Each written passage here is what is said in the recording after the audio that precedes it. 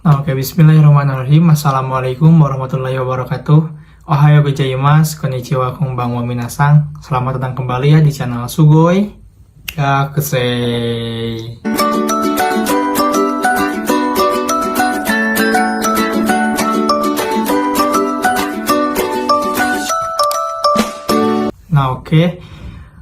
Bismillah. Jadi teman-teman, di video kali ini, di kesempatan kali ini adalah video pertama aku ya di tahun 2024 ini. Jadi pada kesempatan kali ini aku bakalan ngebuat video tentang Tokyo Gino lagi, karena kemarin tuh ada yang bertanya kepadaku gitu, Bang, ceritain dong alur dari proses Tokyo Gino dari nol sampai berangkat ke sini itu kayak gimana, katanya tuh. Oke lah, karena mumpung aku sekarang lagi libur puyu selama 8 hari kalau nggak salah, lumayan panjang dan harus tetap produktif ya gitu, harus tetap berbagi manfaat buat semua orang. Maka kali ini aku bakal buatin videonya. Stay tune. Oke. Nah, jadi syarat Tokyo Gino itu, yang pertama itu kalian harus mempunyai sertifikat bahasa ya. Sertifikat bahasa itu sendiri setara JEPT Basic A2 atau JLPTN 4 gitu.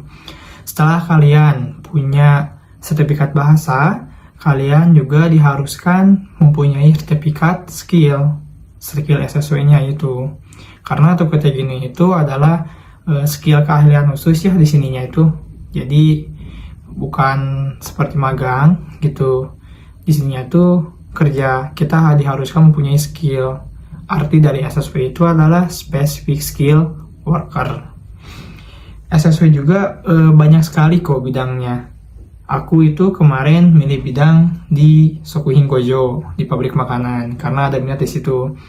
Kalian juga bisa kok pilih sesuai minat kalian. Ada banyak sekali SSW, berapa belas ya aku kurang begitu tahu, tapi yang populer sekarang itu 4 setahu aku. Yang pertama itu Kaigo, bidang keperawatan kesehatan di sini.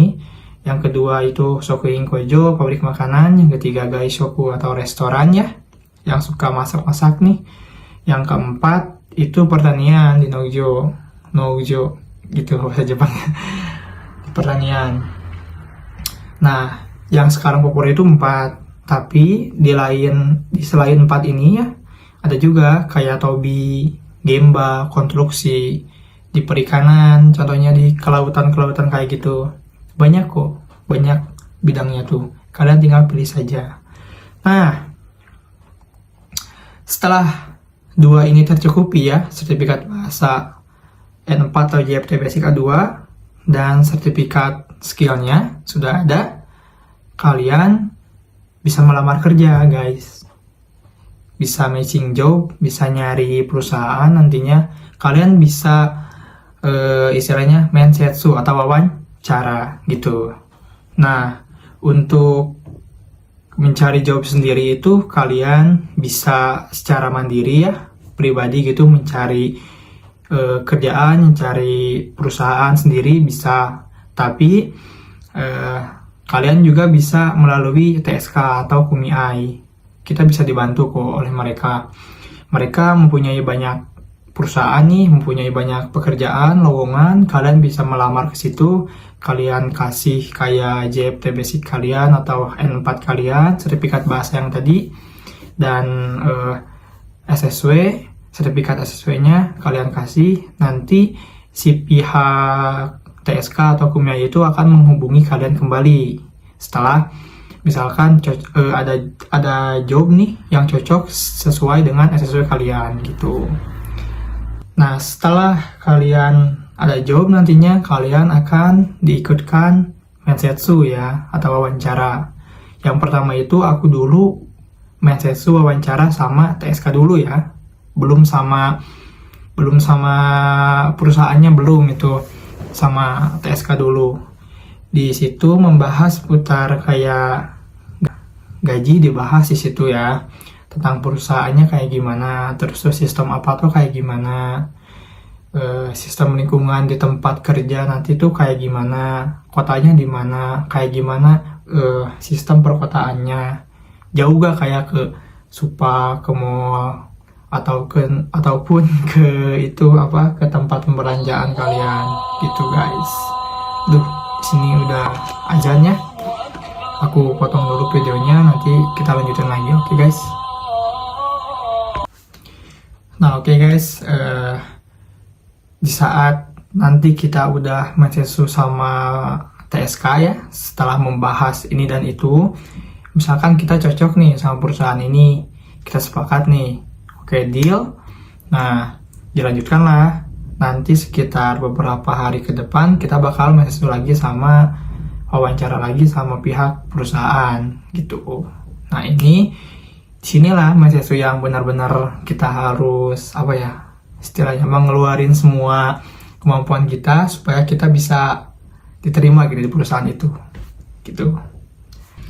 Nah dan untuk tips ya dan triknya tentang mensesu itu, tentang wawancara, aku udah buatin ya di video sebelumnya, itu sesuai dengan pengalaman aku sendiri ya. Mensesu waktu itu kayak gitu. Semoga kalian yang lagi butuh tuh tentang tips mensesu, kalian bisa lihat dulu tuh video yang aku yang dulu itu udah dibuat gitu.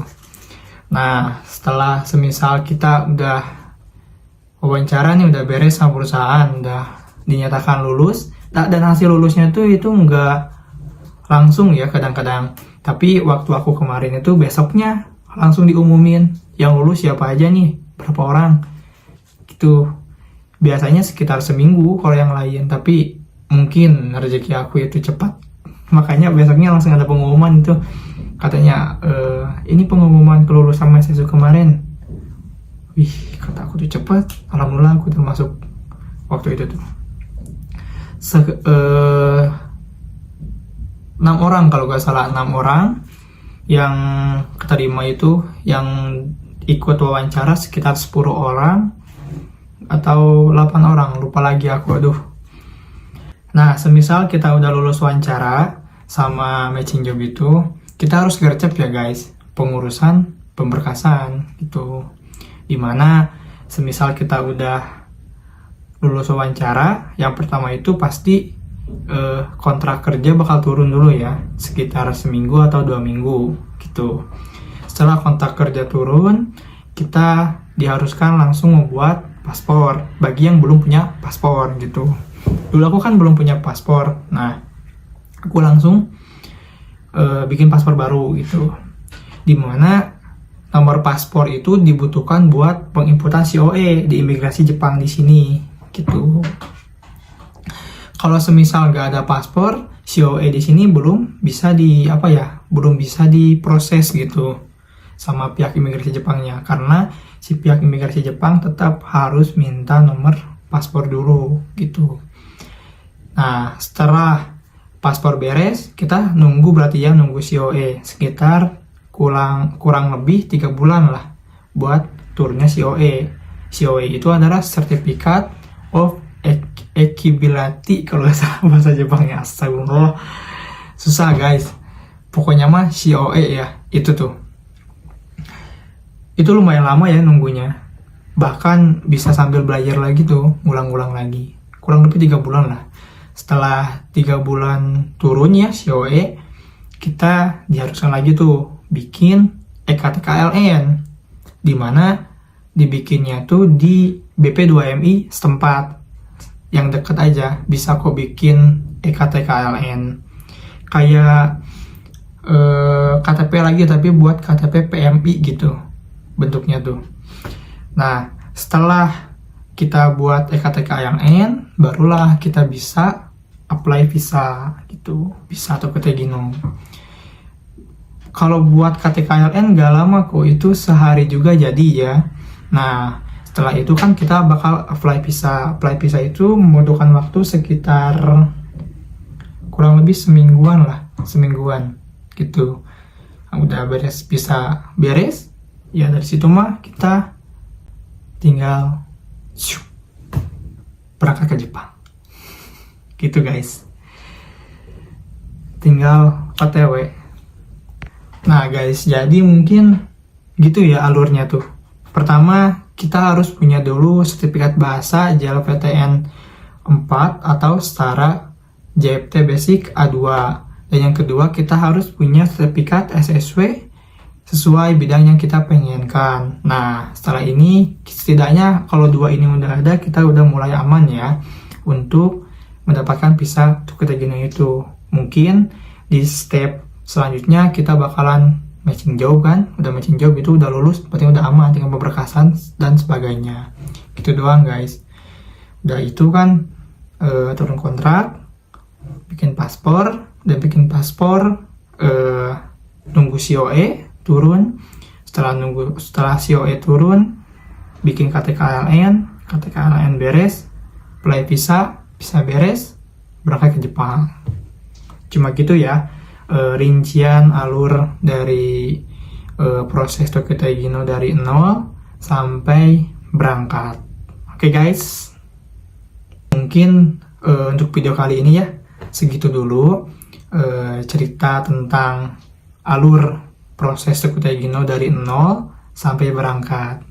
Jangan lupa like, komen, share, and subscribe ya guys. Semoga channel ini makin bermanfaat gitu buat semuanya, makin bisa berkembang, makin bisa memberikan sebuah jawaban dari beberapa teman-teman yang mungkin masih belum tahu jelas lah gitu istilahnya mah seputar perjepangan, terutama di bidang Tokyo Taegino gitu ya guys.